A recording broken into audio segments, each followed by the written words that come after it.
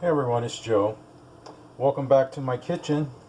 Today I'm going to be making what has become everyone's favorite that I make it for, Seitan steak.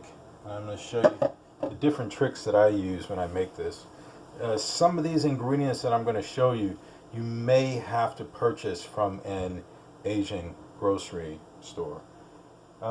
This is several steps to making this, but beginning with the dry, you're going to need 1 1/8 cups wheat gluten flour and 1/4 cup besan or chickpea flour and 1 tablespoon of regular flour. I like to use the regular flour because, and this is my trick, because it kind of gives it a little bit more chew to it. And that's the dry ingredient. The wet ingredient includes a little bit more because we need to put this is think of this as like tofu. You want to add flavor into this flour. If you ever think of eating flour, there's not a lot to it. It's just a doughy type of flavor. So like tofu, it's a palette. You can put whatever flavors you want into that tofu. Same thing with making seitan. The wet ingredients include, I use 2 types of garlic. I use what's called black garlic. It looks like this, comes in a jar like this. It'll say black garlic. And the way the bulb looks, this is it here. That is black garlic. And one of these days I'll make that for you so you can see exactly how it's done. Part of the process is fermenting it. And it's not like regular garlic. Garlic has a almost onion-like sting to it, I guess is the word. This is very, very mild and sweet. As it ages, all of that tart, bitter, astringent flavor comes out of it, and it becomes very sweet. You could literally eat these raw, and a lot of people do. But getting back to our wet ingredients, so I use 1 small or half of the black garlic, 1 clove of regular garlic, half of a shallot, and the regular garlic and the shallot, you're going to sweat it in a saute pan, and it's okay if you brown it a little. Even that browning or charring will add to the flavor of your meat, and it'll give it more of a realistic flavor. It gives it a lot of depth, that charring, but not so much because it can become very bitter. 1/4 cup of vegetable stock, 1/4 cup dried mushrooms, and 1/4 cup of beet juice. I use beet juice. Some people will use even ginger ale, but I prefer the beet juice. It doesn't taste like beets when you cook it, but again, it gives it more of that depth of flavor that you find in meat. Meat is so many different flavors, is why people like it. It's not just one flavor that you're tasting. There's even a hint of cinnamon in there when you taste certain beef. Black beans, you're going to need 1/8 of a cup. And here's some of my tricks. Some people will use tomato paste. I use gochujang, which is a Korean paste that they use in a lot of their dishes. And it looks like, you see I use it a lot. I make soups with it. It looks like tomato paste. And it kind of works the same. The flavor's a little different. But although it's made with red peppers, it's not hot spicy. But that's what I use. I use that as well as one called doenjang, and I know I'm pronouncing it wrong. My tongue is twisting as I say it. It's a Korean soybean paste.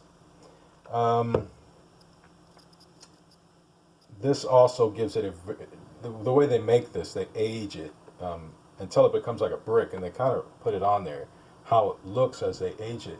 But that aging process and how the Koreans do it versus, say, how the Japanese do it to make their soybean paste or miso, gives it a lot more flavor. If you've ever had miso, it's a very delicate flavor. Well, picture that miso kicked up, 100 points. That's what this is. So it gives it a lot more flavor. Some of the herbal blends that I put in here, some of the for the seasoning, onion powder, garlic powder, cayenne powder, just a little bit of heat, dried thyme, dried parsley, about a teaspoon of sugar, a teaspoon of salt, and 1 teaspoon of black peppercorns. I prefer the black pepper uncracked because again, we're looking for depth of flavor, where black pepper, not so much. It doesn't actually have so much flavor. With the black peppercorns, there's a little bit of oil left in it, and that oil brings out a lot more flavor. So those are the seasonings that I put in. Ground nutmeg, crushed red pepper, half a teaspoon, and a quarter teaspoon of cinnamon. Again, when you're eating beef, one of the flavors that we use to kind of trick you into thinking that it's actually beef, we put cinnamon. Because that's a hint of the background flavor that you taste even when you're eating regular beef. So I put a little bit of cinnamon in there, and that seems to really wake up that beef flavor. So there's my wet mixture. Gonna grind that. Let's plug this NutriBullet in. And on the stove, I actually have some sauteed onions and garlic going that I'm going to go ahead and take out and put in here as well. And I just sweated it a little bit. It's not anything I just sweated it a little bit, sauteed it. So there it goes in hot. The rest of my ingredients.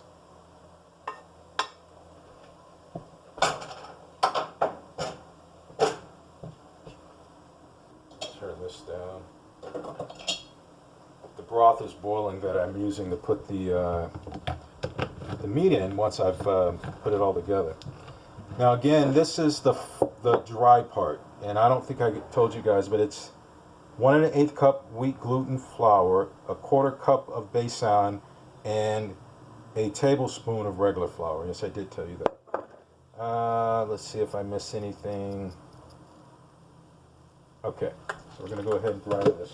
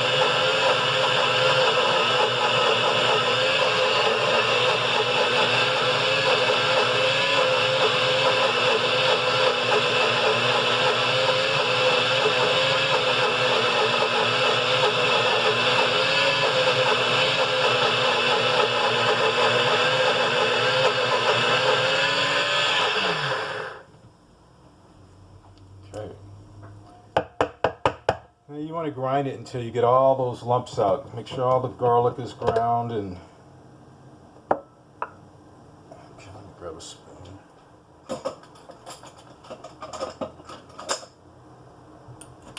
Add all that to your dry mixture.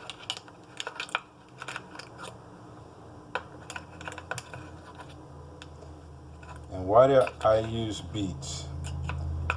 One, it's the flavor. Sort of an earthy flavor. Again, trying to mimic the flavors of beef that most people don't even think about. But it gives it sort of an earthiness. but it also does something else that I like. It's red, and when you cook steak, a lot of times you want it medium rare. This kind of gives it that color that most people look for when they eat a good steak. So this will keep it, as you cook it, the outside will turn brown like regular meat, and it'll brown like regular meat, but the inside will be the consistency, or will be the color red. Get as much of this out as I can.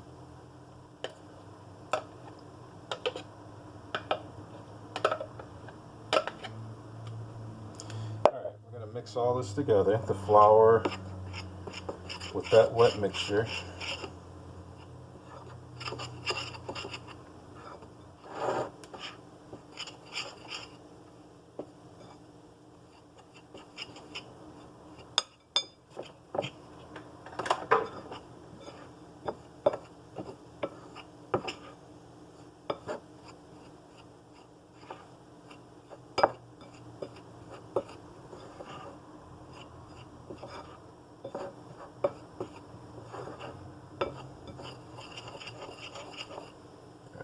My hands in here. I just washed them. Trying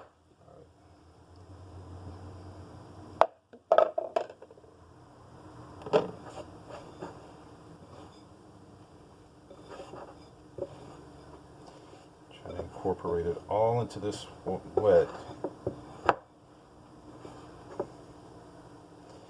Especially before it starts to set.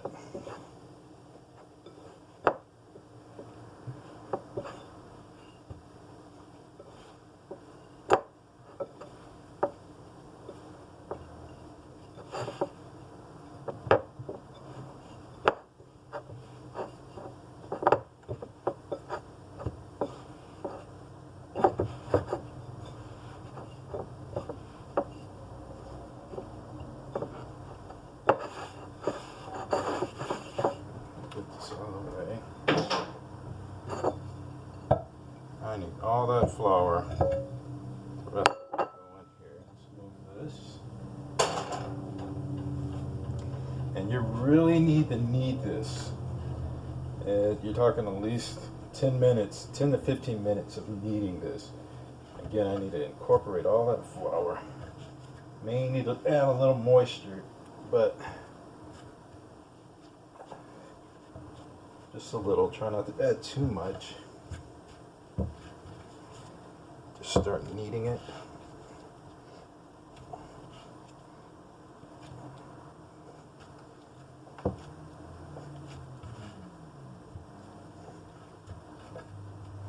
I don't think I need water. Just start kneading. And this, again, you're going to knead it for 10 to 15 minutes. So I will turn this off and come back after I've kneaded this for 15 minutes. And it doesn't look like I need any more moisture in it. It's perfect. It soaked up everything. Alright, so I'll turn you guys back on as soon as I'm done kneading this. And with kneading the dough, and make sure you knead this for 10 to 15 minutes at least. And because if you don't, it'll just turn into a ball of wet flour as you're cooking it.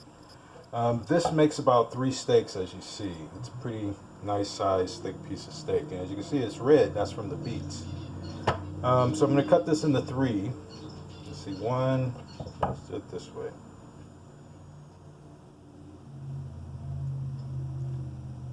There we go.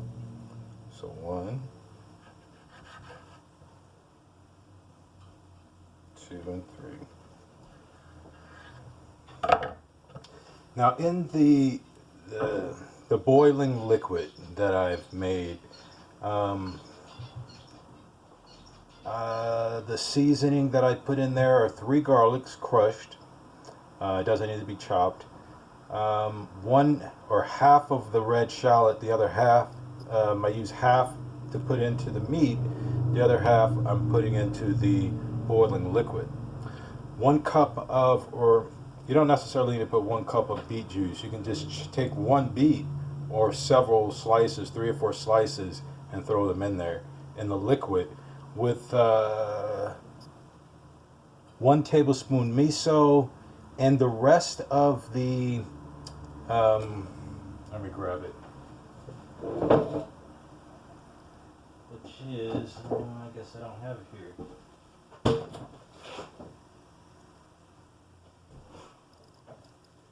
You're going to pour the rest of the broth that you have, of the vegetable broth, which is about 3 cups, into the pot as well. And you do not want this to boil. You only want it to simmer. Check on it every so often and make sure it's still simmering, because if it starts to boil, it could break these apart and do what boiling liquid always does to flour. It just breaks it up into paste. So this is going to simmer on your stove for an hour. Again, you're going to come and check on it every so often and make sure everything is simmering the way it should. Alright, so instead of waiting for an hour, turn this off and come back and check on you again. So you can see how it looks. Again, you don't want this to boil, you just want it to simmer. But you can see how these steaks sort of, they get bigger as they cook. So I got some nice sized steaks here, 3 very nice sized steaks. So after they're done cooking in this liquid, see that one there, you want to go ahead and put them in the pan and brown them.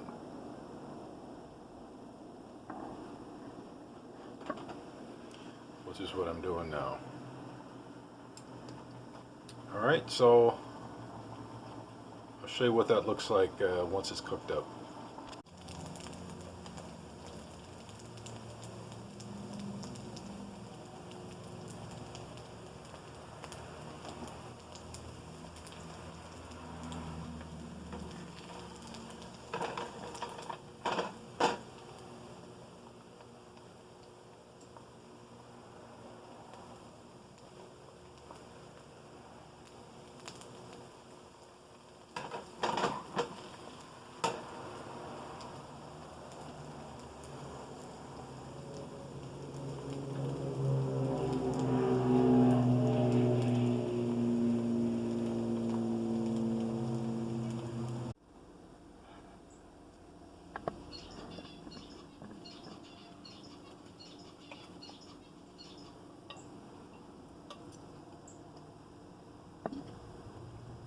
Wow, so good. And that's it for the Seitan steak. Thanks for watching, guys. Hope to see you again.